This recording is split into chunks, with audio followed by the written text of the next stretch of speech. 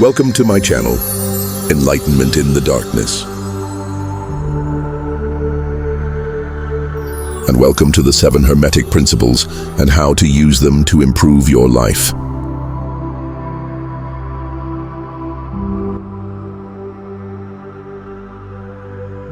Many seek to understand the natural laws that govern our universe. Some say there are 12, while others, like Hermes Trismegistus, say there are 7.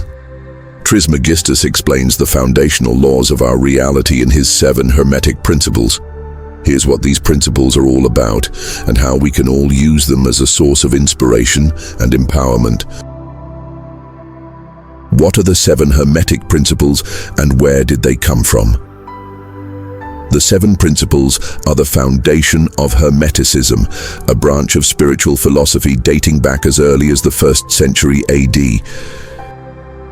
They were outlined by famed author Hermes Trismegistus, who is believed to have written the Emerald Tablet and the Corpus Hermeticum, 2 highly influential ancient teachings.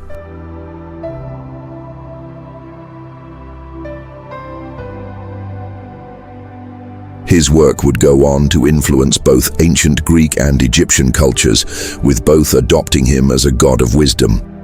In Greece he was called Hermes, in Egypt Thoth, the scribe of Egypt and keeper of the Akashic records. He was known in his time as a great master of the universe and is said to have lived for thousands of years. Over time, the 7 Hermetic Principles were passed down by word of mouth from teacher to student, and eventually, one day in the early 20th century, the teachings were compiled into a book called the Kybalion, written by the 3 initiates. Today, they remain an occult source of wisdom, separate from any real religion but powerful nonetheless. And while the 7 principles are just one way of understanding the universe, they aren't so constricting that they cannot be studied alongside other spiritual philosophies. Here's what each of the 7 principles is all about. The principle of mentalism. The all is mind, the universe is mental. The Kybalion. The principle of mentalism states that the universe is akin to a mental projection. The is like Manifestation 101, which is all about using your thoughts to shape your reality. For anything to be, a thought must precede it.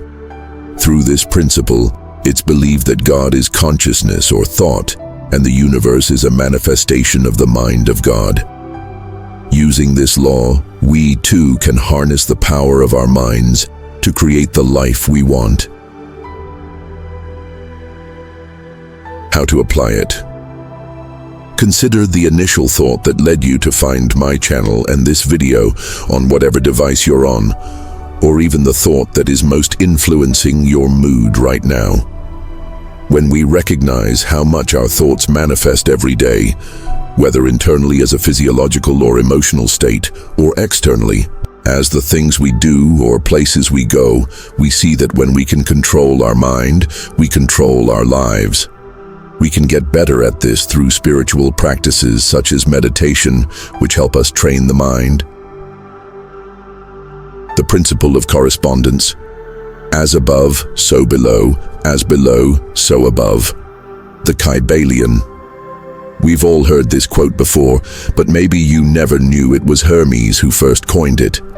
It's closely related to the first principle of mentalism and states that what we hold in our thoughts and mind will become our reality. It explains the many planes of existence, including those of lower and higher vibrational frequencies, and how they're connected. How to apply it? Applying this law is all about understanding your connection to the world around you and how you're showing up for yourself and the universe through your thoughts, and subsequently, your actions. When we have a firm grasp on how we're interacting with life and how it's affecting us, we can recognize and break patterns, live in alignment with our highest good, and feel harmonious with everything there is. The principle of vibration. Nothing rests, everything moves, everything vibrates. The Kybalion. Yes, believe it or not, the idea of vibes has been around a long time. The principle of vibration states that all things, both physical matter and spiritual energy, hold a certain vibration. Basic science tells us atoms are in constant motion, as is the universe itself. Even our hearts, as they beat, give off different vibrations depending on our emotional state. And when we're vibing high, we're able to avoid low-level frequencies that don't serve us. How to apply it? This will look different for everyone, but to apply this third principle, you want to not only do things but think thoughts that allow you to be in a state of ease, where your body is vibrating at a more positive level. Applying the first two principles can help you start to do this. You might be noticing all of these principles are deeply interwoven. With this principle, we acknowledge that we have the power to control our vibration rather than our vibration controlling us. The principle of polarity. Everything is dual, everything has poles, everything has its pair of opposites. Like and unlike are the same. Opposites are identical in nature but different in degree. Extremes meet. All truths are but half-truths. All paradoxes may be reconciled. The principle of polarity explains that seemingly opposite things are actually one and the same at varying degrees. A simple example of this is hot and cold. Cold is just the absence of heat, and they're both one thing, temperature. Physical matter and spiritual energy are the same thing, with spiritual energy vibrating at a much higher level, such that it can't be perceived by our senses. Love and hate are two ways of experiencing the same thing, a relationship toward something. This is the foundation of alchemy, or the ability to transmute your experiences at will.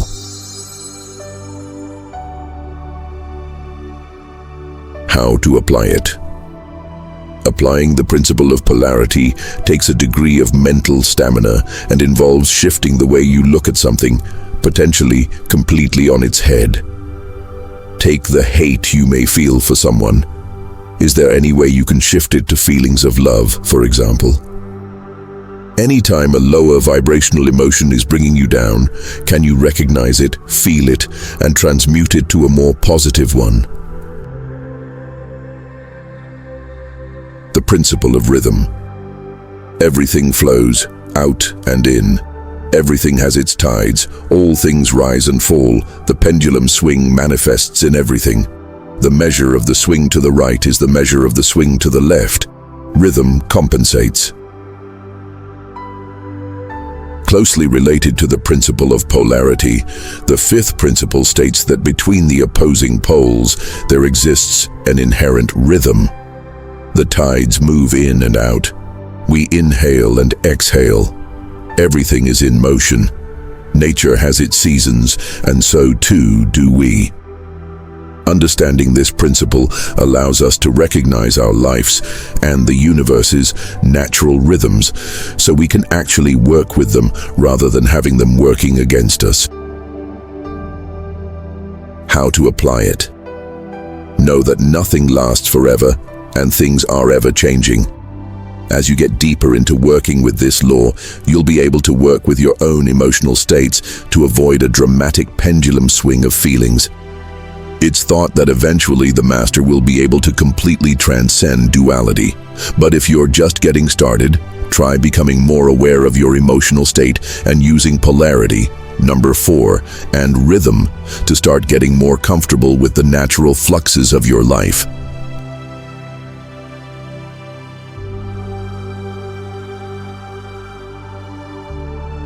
The principle of cause and effect. Every cause has its effect. Every effect has its cause. Everything happens according to law. Chance is but a name for law not recognized. There are many planes of causation, but nothing escapes the law. The Kybalion. Everything is connected through the principle of cause and effect, for each cause of one thing is merely the effect of something else, going back to the very beginning. Ask yourself, are you a cause or are you an effect? This principle is all about acknowledging the effects of our thoughts and behavior and how we may change them to bring about greater effects. How to apply it. When something doesn't go as planned, or you find yourself unhappy, ask yourself, what was the cause? Many times, we find ourselves reacting to the world around us, trapped in a back and forth of reacting to our circumstances rather than forging our own path. When we take action to get the effect we want, we move from feeling like a victim to feeling empowered. The principle of gender. Gender is in everything. Everything has its masculine and feminine principles. Gender manifests on all planes. The Kybalion. The seventh principle states that all things have masculine and feminine qualities. Yes, the two sexes can be thought of as a physical manifestation of this principle. But as we're all coming to understand, on an internal level, all of us hold both energies. Think the left and right brain. Masculine and feminine energy exists in not only the physical plane, but the mental and spiritual plane as well. The unity of these two energies is essential for creation, and when one has a balance of both, they're better able to apply all of the principles together for maximum benefit. How to apply it? Accept all the parts of yourself and understand that balance in all is key for self-mastery. Buddha called this the middle way, and it's all about the balance of masculine and feminine, of heavenly and earthbound, and of the mind, body, and spirit. When we can achieve this balance within ourselves, we're well equipped to harness all of these principles and use them in our lives for good.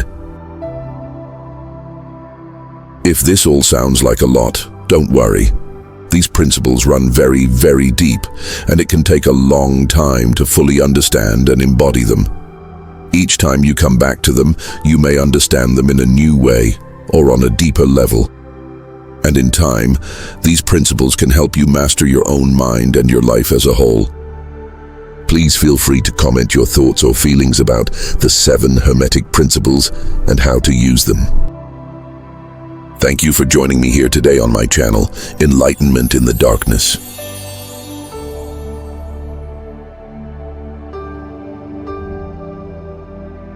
Please take a moment and share a little love. Hermes would like you to like and subscribe to my content so I can continue to bring you more enlightenment in the darkness. Many blessings to the rest of your day.